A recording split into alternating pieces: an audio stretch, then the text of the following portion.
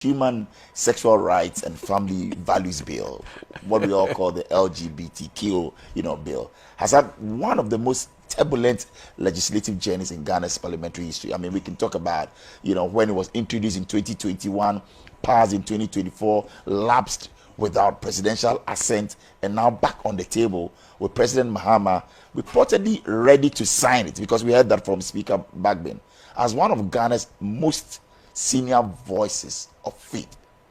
How do you assess this moment, Archbishop? I think that from what I heard from the speaker, they don't have it ready yet. They are now going to get it ready. I know that previously... But he says that the president has assured him that he will sign the bill once Parliament passes it. Yes, and I want to believe that, because the president hasn't shown us that he's a man who doesn't honor his word.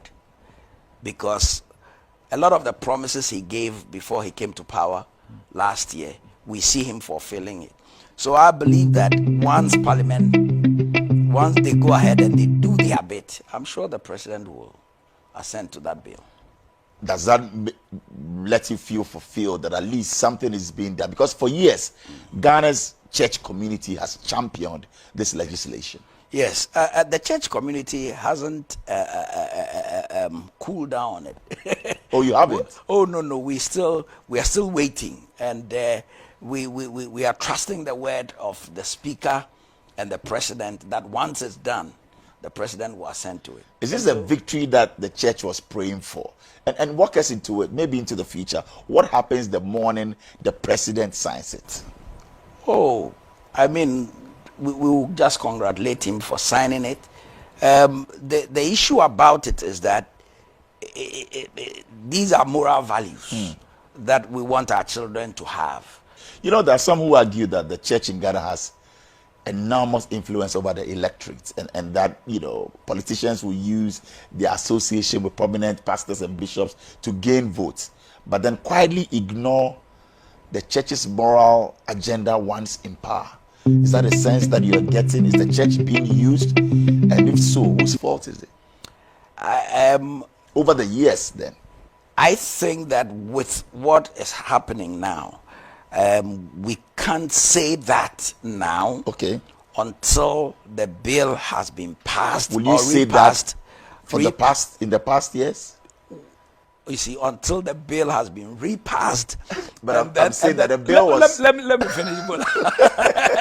When the bill is repassed and the president refuses to assent to it, then I think I would be at a point where I can speak on it. But until then, nobody can read the mind's construction on the face. We don't know what is in the head of the president. Shakespeare said that, yes. and that is apt. But that's what I'm saying, that maybe not this government, but in the past, when it's been introduced and not passed, would you say that some leaders actually took the church for granted?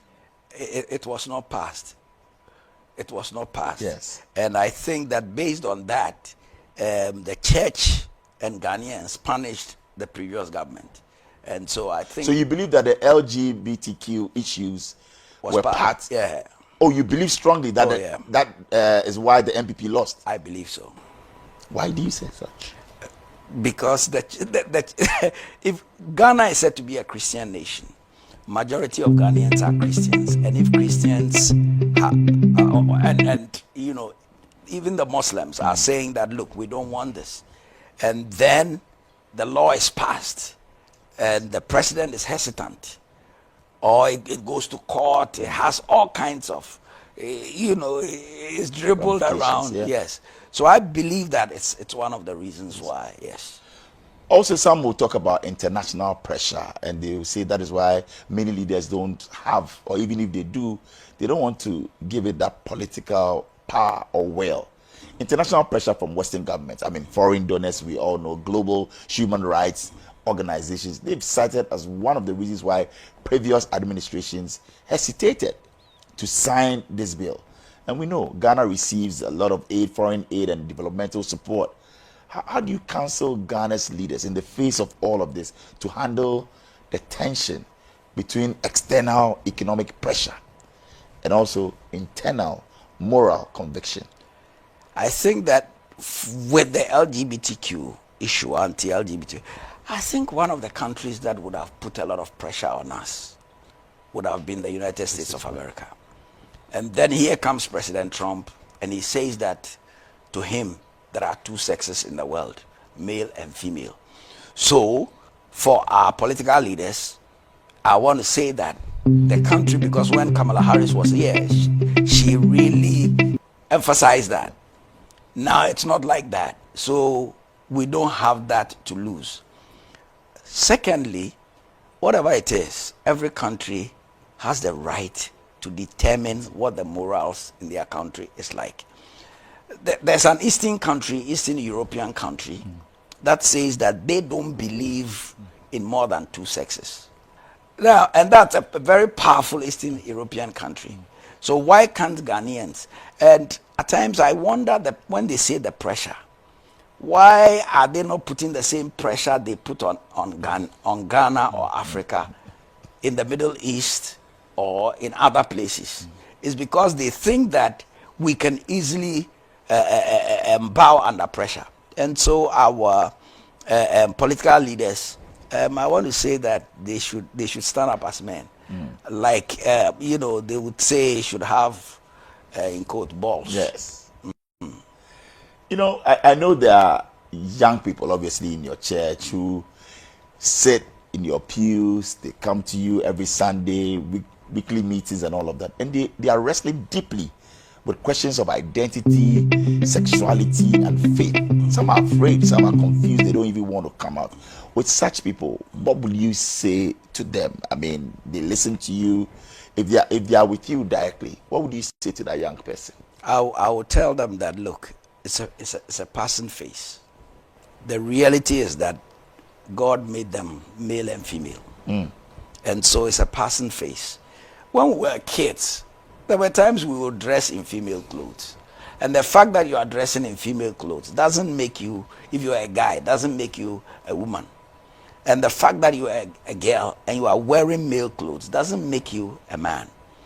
And the fact that there are times you feel like, you will do some things, it's not who you are. And so they should stick to the sexes God gave us. They should be determined to renew their minds regularly, because the renewal of mind is very important. In fact, scripture tells us in Romans 12 that be you transformed by the renewing of your mind.